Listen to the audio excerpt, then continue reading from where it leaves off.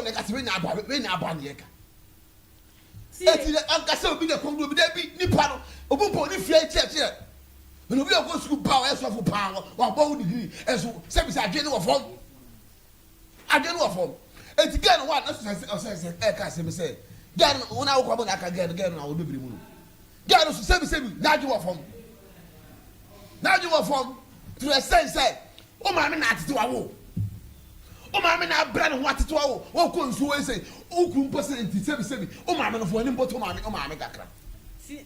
so eti nye sofu bi gan so adwe wo fom ba sofo nso ka ho bi but this be sofo go school asem we na ga say sebi asofo ba January asofo mu 80% 80% obu bo ko school over degree and so person be o so for us amanfo oh yeah obu ko school over degree okuta certificate and so oba be so for as amanfo ebe ti amanfo ti obi nyeru obi o go school nko a asofo do go school bu wa na fake de wo wa won say asama aka David who say onu say say ke say school o mo go school nko a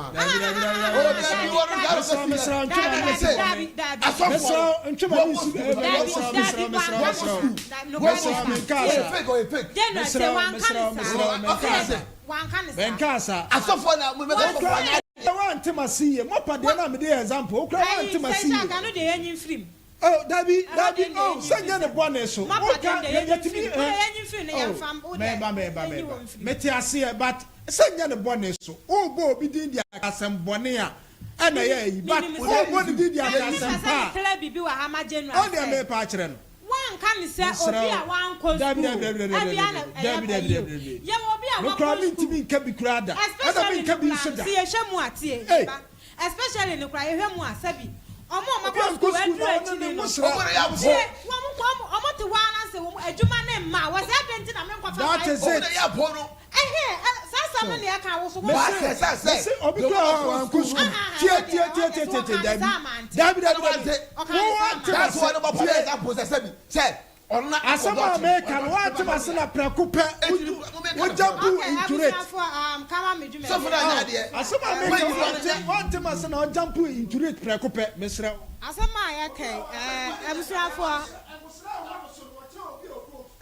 Ka Mame dwuma de no asugu so a utie no mu nyina mo nam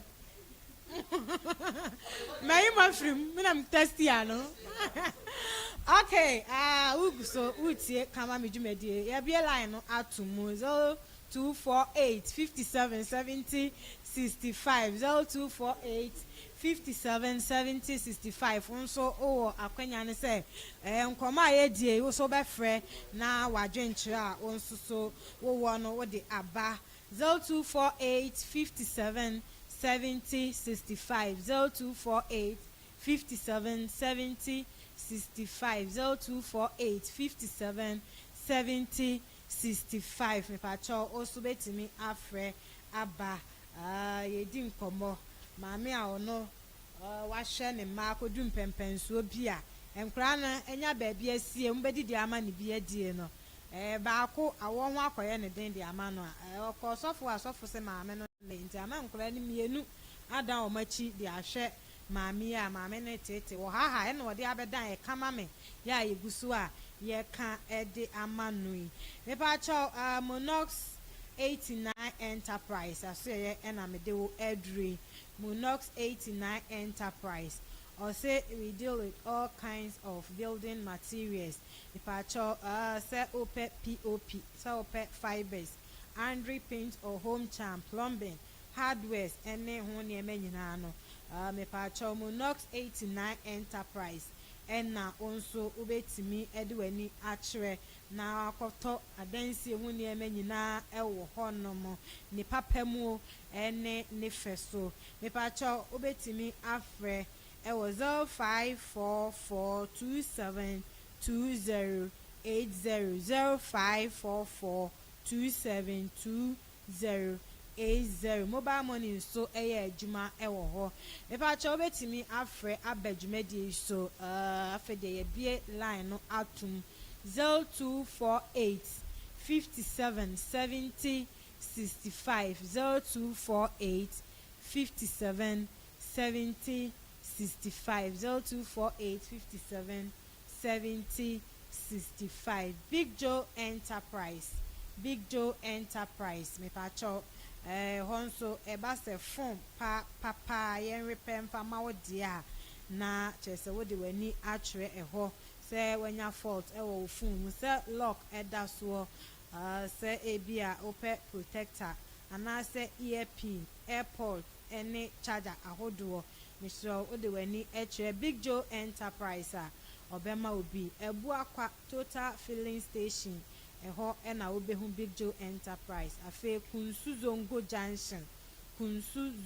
Junction me pacho Big Joe Enterprise ewo ho ehwan kwanta Big Joe Enterprise ewo ho wait me afre 0245 794556 0209 545156 na just a Big Joe Enterprise and so we phone ho ensem nyina waka e de amount 0248 57 70 65 0248 57 70 65 or adwenkyele bi anase wo susuye bi efa asema ye kan ho a frɛ na onso fa wadwenkyele ebra full time recruitment and travel consult aseye na medeo edri full time recruitment and travel consult aseye na medeo edri epacho se wenije akwantu ho pa ye dia full time recruitment and travel consult for aseye na wode wani ebechre or say bia open country bi say Australia Canada Germany, UK, Holland, Iceland, Japan, China, New Zealand, Dubai. Mpacho omubetimi aboa na sense anujuma na wode airco anase ebi so apese okotoa wadisua so ewo ho nom so a eno so omubetimi aboa eno nso yie entime so eba na kwantu ho nsem de a full time recruitment and travel consult aseye na wode wani ebechre obetimi de wako country bi nso te say Italy, Portugal, Serbia enenia ekeka ho obehu full time for aseye was so full lie of Complex Road and I say hello Pacho Adarma odini baby akase free hello Adarma odini baby akase free Ajajan okay Ajajan me Pacho okay Ajajan etie o Nje osofuru de enka che dan che no na oba watcha ho awodi adwuma masom wa hwe ne mba yensa su awie e ba dia tra na osofu wo be kai se obefu sase bo se bichi atwa ba bia osofu bi yesa aba oba si akwa nka che o de ba ni se wo ba me na ye wo oba si ato opposite bi twa o ba me no check the phone osofu no o ka che o ma me na ye wo no oba be si ato opposite bi twa o ba me no e ni na o ye ma me wo ba you can see that asem the chance when you are no osofu na yesa de no okay say Ekimia, and I have got yourself to cross street. Seriously, never said no. Okay. Now, on one panel or top room, I call good job, okay. In nothing. Okay. Just the bay, and the Yeah, easy. Okay. Okay. May I say hello? Oh. Pacho bet me asa bebiem 0248 57 70 65 0248 57 70 65 0248 57 60 65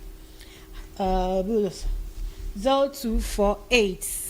57 70 65. Okay, full-time recruitment and travel consult. Hello.